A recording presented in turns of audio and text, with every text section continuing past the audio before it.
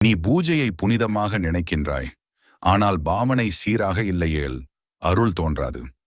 பூஜை அறையில் தேவையற்ற குப்பைகள், பழைய சரிவுகளை கொட்டிய பிளாஸ்டிக், பழைய வாடிய கற்பூரம்.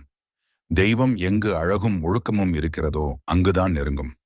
பூஜை அறையில் எறும்பு, சிலந்தி, எலி. பராமரிப்பு இல்லாததால் சில பூஜை தட்டுகளில் சின்ன பூச்சிகள். அங்கு உயிர் இருப்பது தவறில்லை, ஆனால் பராமரிக்காதது தவறு. அணையாத தீபம் இல்லாத நாள். பூஜை அறையில் ஒரு நாள் தீபம் ஏற்ற மறந்துவிட்டார்.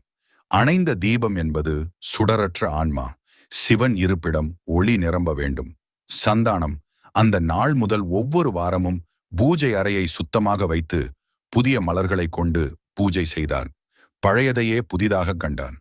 அந்த உணர்வுடன் பூஜை செய்த நாள் முதல் வீட்டில் அமைதி, நிம்மதி, நம்பிக்கை ஆகியவை வளர ஆரம்பித்தன.